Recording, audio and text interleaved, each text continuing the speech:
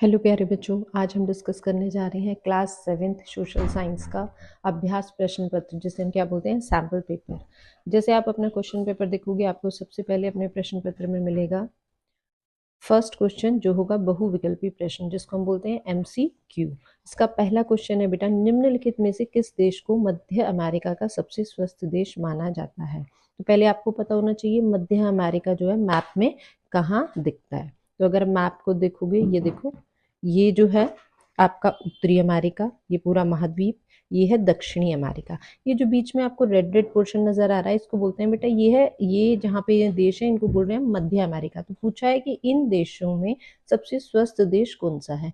तो अगर आप इसको, अब इस वाले पूरे पोर्शन के अंदर जो कोस्टा रिका है, यहाँ पे देखो ये लिखा है कोस्टा रिका, ये येलो कलर का जो पोर्शन है, ये देश इस पूरे मध्य अमेरिका में सबसे ज्यादा स्वस्थ है। तो इसका जो आंसर हो गया वो क्या हो गया बेटा, बी आंसर हो गया, कोस्टा रिका।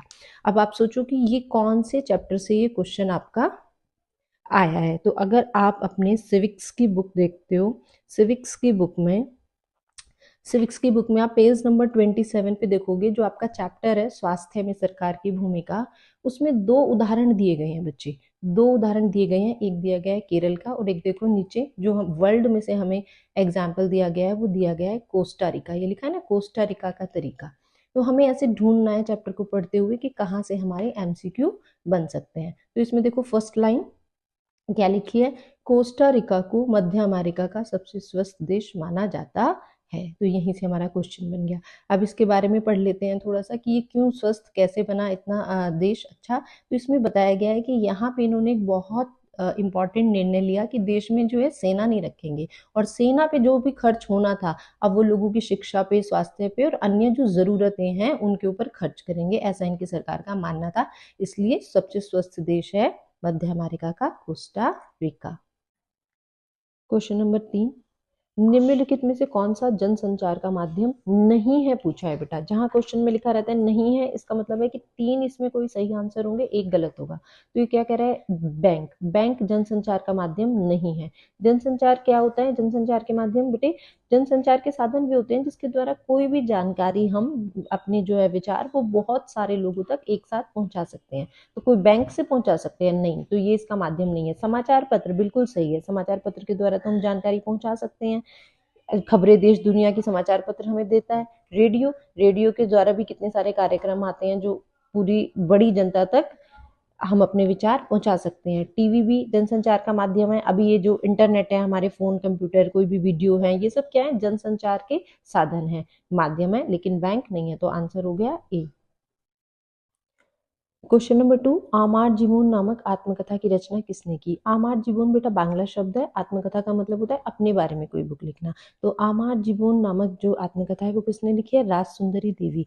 राज सुंदरी देवी कौन थी बेटे, अपनी सिविक्स की बुक निकालो, सामाजिक और राजनीतिक जीवन, और इसमें आपको चैप्टर मिलेगा औरतों ने बदली दुनिया। तो ये चैप्टर जब आप देखोगे तो आपको इसमें पता लगेगा, पेज नंबर 59 पे लिखा है, देखो, राज सुंदरी देवी के बारे में बताया गया है कि पश्चिमी बंगाल में पैदा हुई थी, और जब ये 60 वर्ष की हुई तो उन्होंने बांग्ला भाषा में अपनी आत्मकथा लिखी। उनकी पुस्तक जो है उसका क्या नाम है, आमार जीवन। ये बुक किसी भारतीय महिला द्वारा लिखित पहली आत्मकथा है, इसलिए ये इंपॉर्टेंट हुआ और इम्पोर्टेंट क्वेश्चन भी बना है। तो इनके बारे में थोड़ा देख लो। राज सुंदरी देवी एक धनवान जमींदार परिवार की गृहिणी थी, लेकिन उस समय देखो अमीर थी, लेकिन उस समय भी पढ़ नहीं पाई। कारण, क्योंकि लोगों का विश्वास था कि लड़कियां अगर पढ़ी लिखी होंगी तो क्या होगा, उनके पति के लिए अच्छा नहीं होगा, मतलब वो दुर्भाग्य लाएंगी। इस तरीके की समाज की मान्यताएं थी। इसके बावजूद भी इन्होंने, देखो, शादी के बहुत समय बाद इन्होंने खुद छिप छिप कर पढ़ना सीखा। ठीक है, तो ये क्वेश्चन हो गया, इसका ए आंसर हो गया। एक सेकंड ऑप्शन को देख लो बेटा, यहाँ पे एक शब्द आया है, नाम आया है रुकैया हुसैन। इनके बारे में भी जान लेते हैं। यहीं पे ग्रीन कलर के बॉक्स में देखो बताया गया है रुकैया हुसैन के बारे में। इन्होंने, रुकैया हुसैन ने बेटा एक धनी परिवार में पैदा हुई थी, बहुत जमीन थी इनके पास, लेकिन फिर वही बात है कि पढ़ना लिखने का, क्योंकि समाज में लड़कियों का पढ़ना लिखा अच्छा नहीं माना जाता था, तो उर्दू तो इनको पढ़ना आता था, लेकिन इनको बांग्ला और अंग्रेजी पढ़ना नहीं आता था, उससे उनको रोका गया। फिर भी इन्होंने क्या किया, बांग्ला और इंग्लिश पढ़ना भी सीखा और इन्होंने एक कहानी लिखी है और कहानी का जो शीर्षक है वो है सुल्ताना का स्वप्न। सुल्ताना का स्वप्न। तो अगला क्वेश्चन आ सकता है सुल्ताना का स्वप्न जो है कहानी वो किसकी है? तो रुकैया हुसैन की। इन्होंने इस कहानी में एक ऐसा ये लिखा ना, लेडी लैंड का सपना, मतलब ऐसे कहानी इमेजिन की है कि एक ऐसी धरती है जहाँ पे जो महिलाएं हैं वो कुछ भी करने की उन्हें आज़ादी है, ये इन्होंने कहानी लिखी है। तो राज सुंदरी देवी की आत्मकथा का नाम हो गया आमार जीवोन। और अगर आपसे पूछे रुकैया हुसैन ने कौन सी कहानी लिखी है, तो कहानी का नाम है सुल्ताना का स्वप्न। क्वेश्चन नंबर 4, इसमें बेटे दो कथन दिए गए हैं, बताना है कि दोनों बातें ठीक है कि गलत है। साप्ताहिक बाजार में वस्तुएं अधिक महंगी होती हैं। साप्ताहिक बाजार ये होता है जैसे वीक के पूरे 7 डेज में ऐसे होता है ना कि किसी एक दिन बाजार लगाए, मंगल बाजार, सोम बाजार, बुध बाजार, शनि बाजार, आपने सुना है। तो ये इनको बोलते हैं साप्ताहिक बाजार। क्या इनमें चीजें महंगी मिलती है? नहीं, ये तो गलत हो गया, इनमें तो चीजें सस्ती मिलती हैं। सेकंड आपको कह रहा है साप्ताहिक बाजार में पक्की दुकानें नहीं होती। हाँ, ये बात ठीक है, पक्की दुकानें नहीं होती। तो अब हमें इसमें चेक करना है बेटे इन दो कथन में, जैसे हमारे आंसर हमें क्या पता लगा कि पहला कथन गलत है और दूसरा सही है, तो हमें ये ऑप्शन देखना है। कहाँ पे लिखा है कि पहला कथन गलत है, कथन 1 और 2 दोनों सही है, ये नहीं होगा। कथन 1 और 2 दोनों गलत है, नहीं।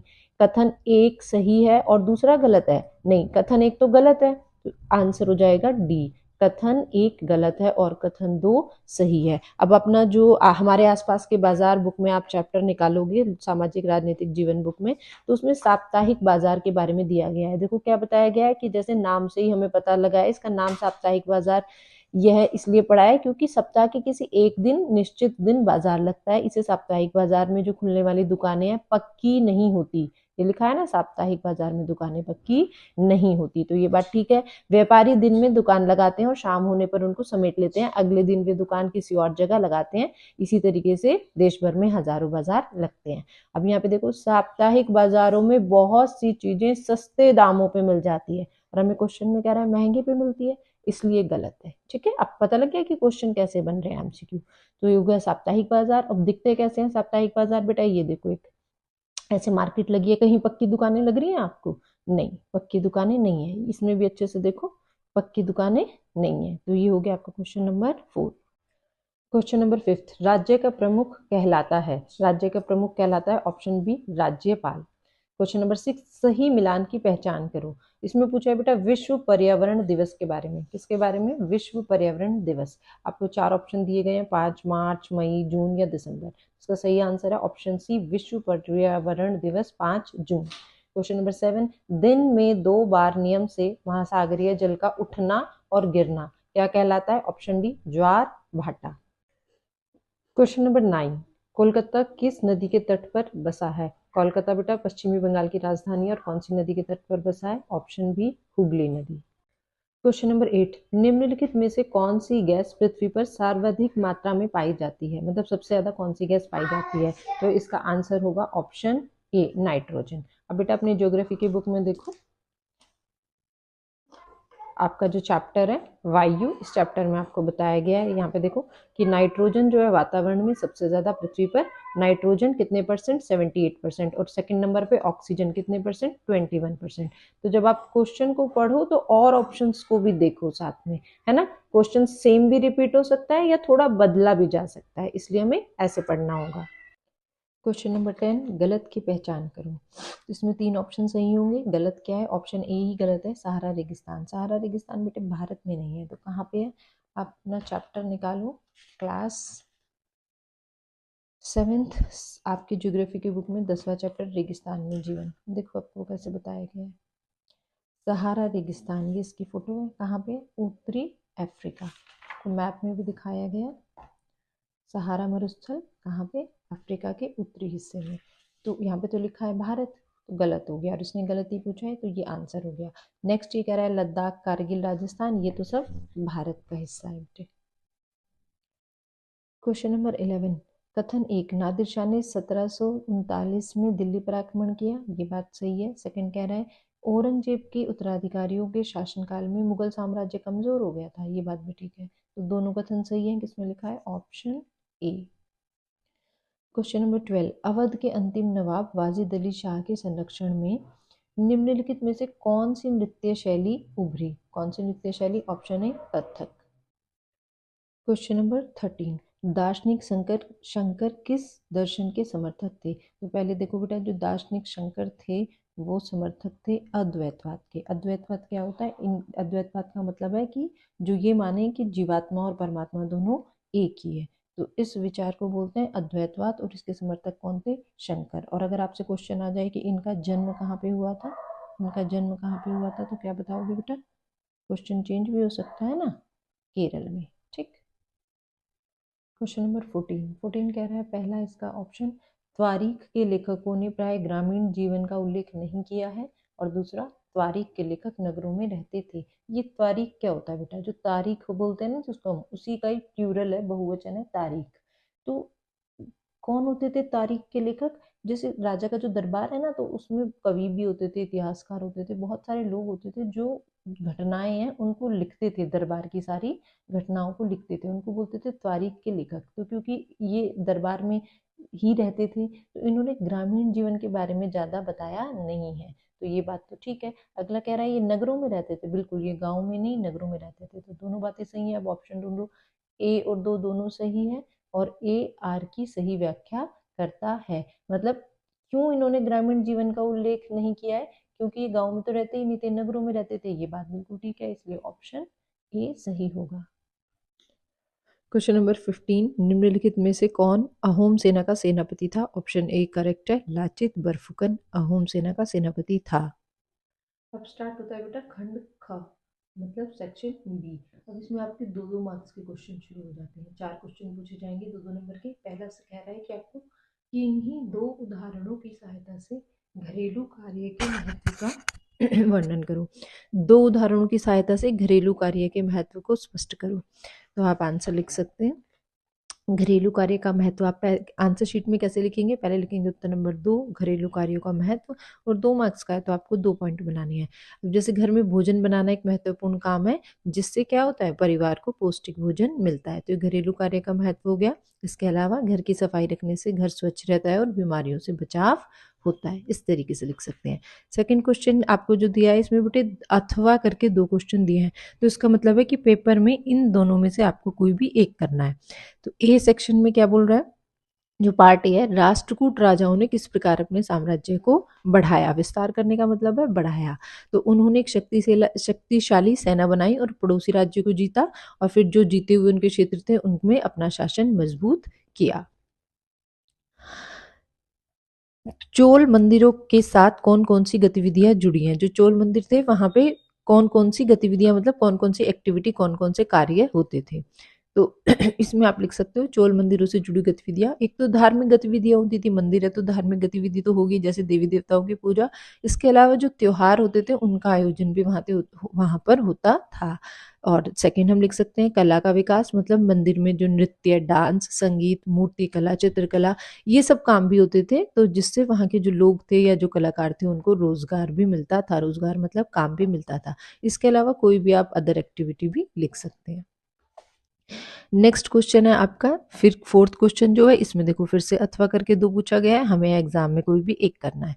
तो पहले बोल रहा है स्वास्थ्य में सरकार की भूमिका का वर्णन करो। तो आप कैसे आंसर लिखेंगे? स्वास्थ्य में सरकार की भूमिका निम्नलिखित है, जैसे सरकार क्या करती है? अस्पताल खुलवाती है, प्राथमिक स्वास्थ्य केंद्र खुलवाती है, डिस्पेंसरी खुलवाना सरकार का काम है, जिससे गरीबों को मुफ्त में या सस्ते में इलाज की सुविधा हो। बहुत सारे टीकाकरण अभियान चलाती है जो बड़ी बीमारियों से सबको बचाते हैं। तो सरकार की ओर क्या भूमिका है कि साफ पानी मिले, वो स्वच्छता पे ध्यान दे, पोषण पे ध्यान दे, और साथ ही साथ जो महामारियां उनके इलाज के लिए दवाइयों की व्यवस्था करे। आप कोई भी 2 नंबर का है, कोई भी 2 पॉइंट्स लिख सकते हैं। नेक्स्ट क्वेश्चन आपको क्या कह रहा है, स्वास्थ्य प्रणाली, सार्वजनिक स्वास्थ्य प्रणाली की विशेषताएं बताओ 2। मतलब जो सरकारी स्वास्थ्य प्रणाली है, निजी होती है, निजी मतलब प्राइवेट, और सार्वजनिक मतलब सरकारी। तो सरकारी की आपसे विशेषताएं पूछी हैं, कोई भी 2। आप क्या बता सकते हैं कि पहली बात सरकारी है तो सरकार द्वारा चलाई जाती है, और इससे सबको सस्ता या फिर मुफ्त इलाज प्राप्त हो जाता है। इसके बाद क्वेश्चन नंबर 5 है, पर्यावास की व्याख्या करो। क्वेश्चन नंबर फिफ्थ क्या बोल रहा है बेटे, पर्यावास की व्याख्या करो। पर्यावास क्या होता है, इसको हैबिटेट भी बोलते हैं। पर्यावास क्या है बेटे, ऐसी जगह जहाँ कोई भी जीव अपना जीवन जीता है, मतलब उसके खाने का, उसके रहने का, उसका उसके जीवन की जो भी परिस्थितियां हैं वो उसको उसी स्थान पर मिलती है। एग्जाम्पल के लिए जैसे शेर है वो जंगल में रह सकता है तो वो उसका पर्यावास है। मछली है वो नदी में ही रह सकती है, वहीं जिंदा रह सकती है तो वो उसका पर्यावास हो गया। पेड़ है वो जंगल या मैदान में होंगे तो वो उसका पर्यावास हो गया। तो ये थे 2 मार्क्स के क्वेश्चन। अब आपका सेक्शन शुरू होता है सेक्शन सी, जिसको हम कहते हैं खंड खा। इसमें भी देखो अथवा में 2 क्वेश्चन है, एग्जाम में हमें कोई एक करना है, अभी हम दोनों डिस्कस करेंगे। जन संचार के माध्यम, जो रेडियो है, समाचार है, ये सब क्या है, जनसंचार के माध्यम है। इनके माध्यम, जनसंचार माध्यम की आय के 3 स्रोत, मतलब इनको पैसा कहाँ से मिलता है, इस ये प्रश्न में पूछा है। तो बेटा जितने भी विज्ञापन होते हैं, एडवर्टीजमेंट होते हैं, उनसे इनको पैसा मिलता है। आप देखते हैं ना, कोई भी नाटक कुछ भी आएगा तो उसमें बार बार ऐड आते हैं। क्यों आते हैं, क्योंकि वो उनकी आय के, मतलब पैसा कमाने के स्रोत हैं।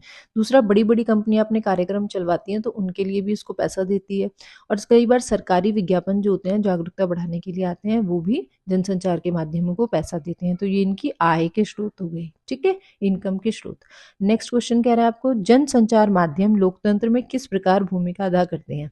मतलब जो आपकी जो मीडिया है जनसंचार के माध्यम में, वो लोकतंत्र में कैसे भूमिका अदा करते हैं, तो आप बता सकते हो कि इनका भूमिका लोकतंत्र में बहुत महत्वपूर्ण है। ये जनता को सरकार की योजनाओं के बारे में एक तो जानकारी देते हैं और सरकार के काम पर नज़र भी रखते हैं। इससे जनता की राय बनती है। मतलब मीडिया जो हमें दिखाती है, जनसंचार के जो साधन है जो हमें दिखाते हैं, उसी से हमें सरकार के कार्यों के बारे में पता लगता है और हम जागरूक बनते हैं।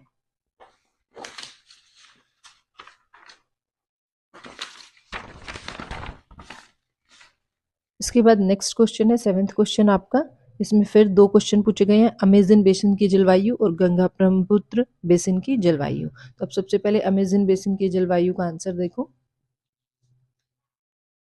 अमेजन बेसिन की जलवायु गर्म और आर्द्र है। यहाँ बहुत ज़्यादा बारिश होती है, मौसम चिपचिपा रहता है, लगातार साल भर तापमान जो है समान रहता है, मतलब दिन और रात के तापमान में कोई ज़्यादा अंतर नहीं होता। और यहाँ पे घने जंगल और हरियाली है।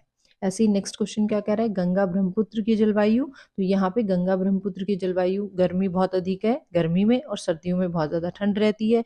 मानसून में बारिश बहुत होती है, बारिश का ज़्यादातर मौसम रहता है और जिससे नदियाँ भर जाती हैं और खेती के लिए बहुत ही अच्छा है।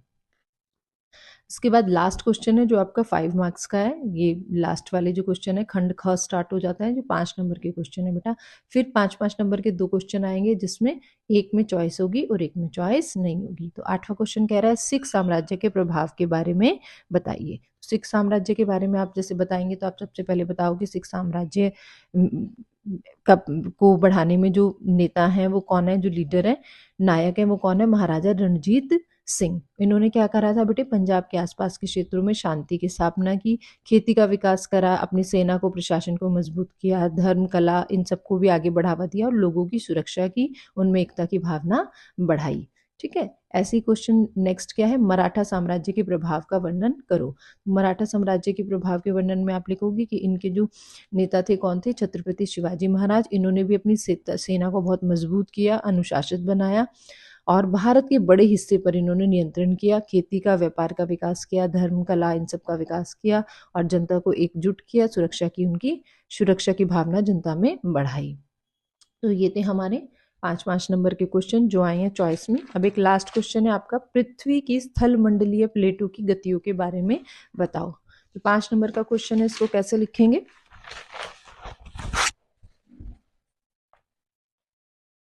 ऐसे लिख सकते हो, पृथ्वी की स्थलमंडलीय प्लेटों की गतियां। हमारी पृथ्वी कई ठोस और छोटे बड़े आकार के टुकड़ों में बटी हुई है, जिनको हम क्या कहते हैं, प्लेट्स कहते हैं।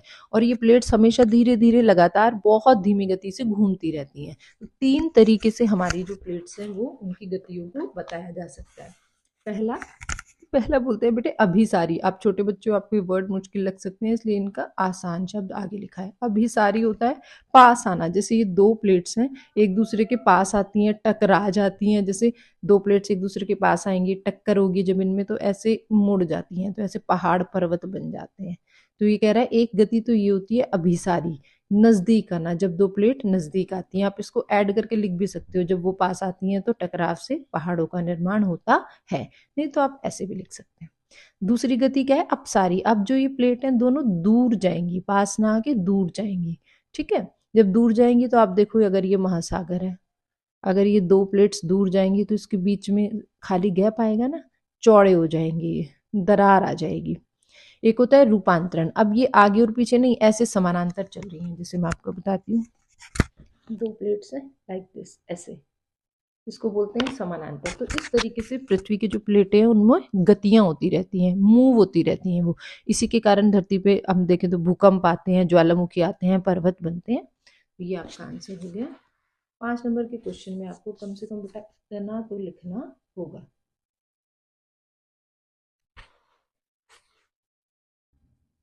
क्वेश्चन नंबर 10 बेटा आपका अनुच्छेद है। अब इसको पढ़ेंगे और इसमें आंसर्स ढूंढेंगे। पहला क्वेश्चन कह रहा है समानता का अधिकार हमारे लिए क्यों आवश्यक है। तो बेटा अगर आपको ये पढ़ के डायरेक्ट आंसर मिल रहा है तब भी आप लिख सकते हो, अगर आपको लगता है खुद आपको आंसर आता है तब भी लिख सकते हैं। जैसे आपके मन में आया कि भेदभाव को रोकने के लिए हमें समानता का अधिकार चाहिए, तो आप ये भी लिख सकते हैं आंसर। सेकेंड है, सरकार किन समाजों की मदद करने के लिए योजनाएं और कार्यक्रम चलाती है। सेकेंड का आंसर हो गया, सुविधाहीन समाजों की मदद करने के लिए सरकार योजनाएं और कार्यक्रम चलाती है।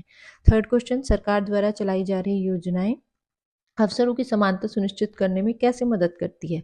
कैसे मदद करती है, जिन लोगों को अतीत में यानी कि पहले अवसर नहीं मिले हैं अब उन्हें अवसर प्राप्त हो, इस तरीके से ये योजनाएं मदद करती हैं। अब चाहो तो इसमें एक लाइन और ऐड कर दो, क्योंकि 2 मार्क्स का है ना। तो व्यक्ति के समान व्यवहार प्राप्त करने के अधिकार की भी ये योजनाएं जो है क्या करती हैं, रक्षा करती हैं। Question number 11। अब ये कह रहा है, इसमें पहला क्वेश्चन आया दादन व्यवस्था क्या है। बेटा जब इसको पढ़ोगे ना तो इसमें दादन व्यवस्था का आंसर नहीं दिया हुआ। ये आपने चैप्टर पढ़ा होगा तो आपको पता होगा कि एक ऐसी व्यवस्था है जिसमें व्यापारी क्या करते हैं, बुनकरों को कच्चा माल देते हैं, और जो बुनकर हैं, जो कपड़ा बनाने वाले हैं, वो पूरा माल तैयार करके व्यापारी को देते हैं। तो इसमें जो ये बुनकर हैं वो व्यापारी के ऊपर डिपेंड होते हैं, है ना। तो इसको बोलते हैं दादन व्यवस्था। तो इसमें कहीं भी देखो आंसर आपको नहीं मिलेगा।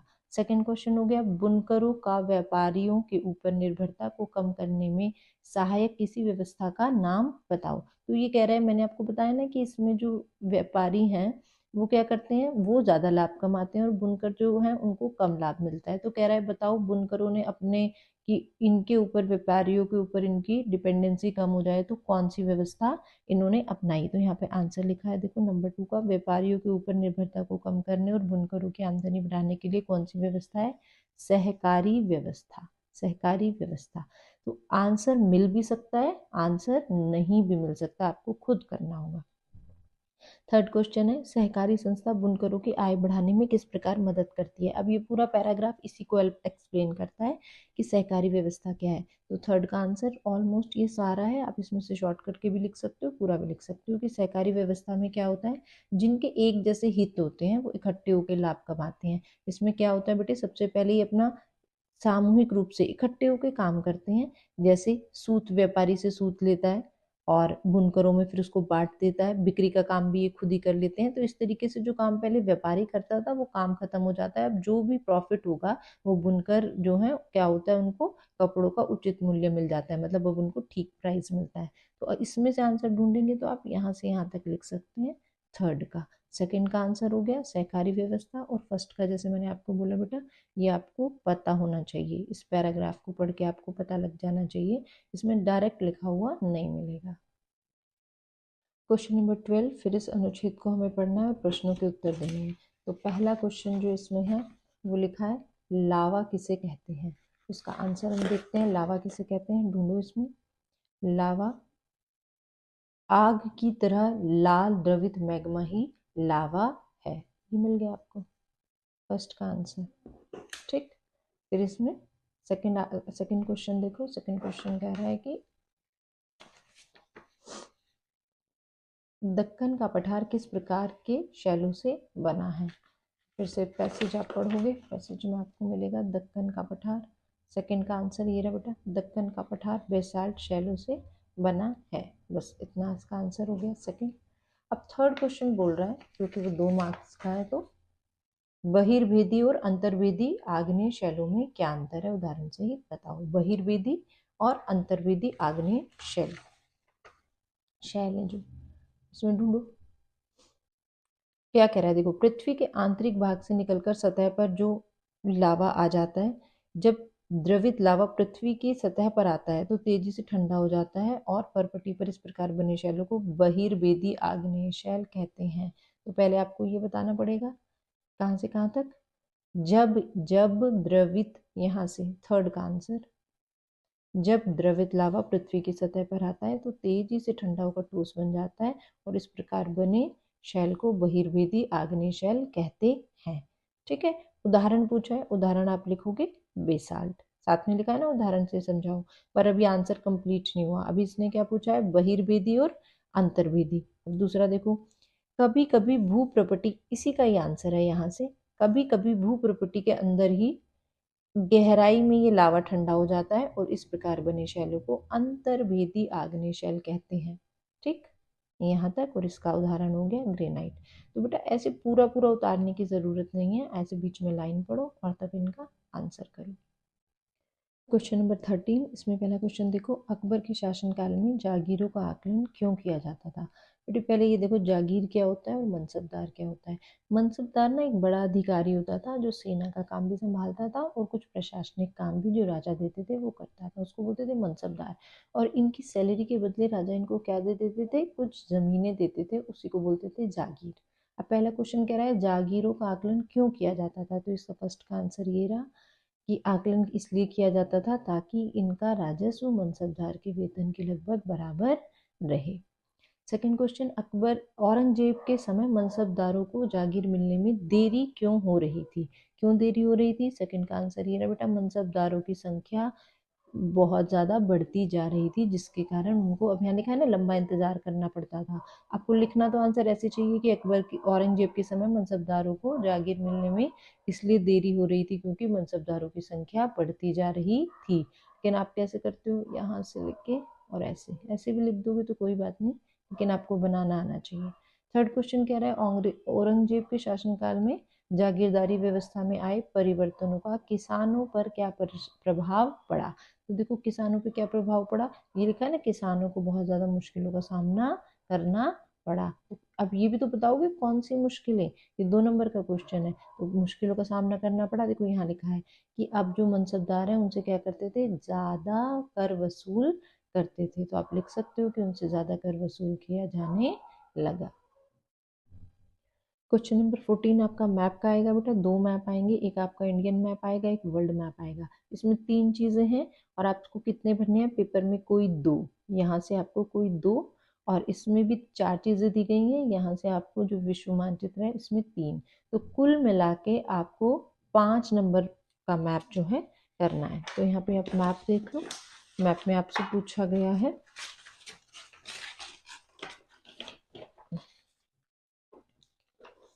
मैप में आपसे पूछा गया है राजस्थान, महाराष्ट्र, कर्नाटक 3, लेकिन आपको पेपर में कोई भी 2 भरने हैं, स्टेट्स आपको पता होने चाहिए।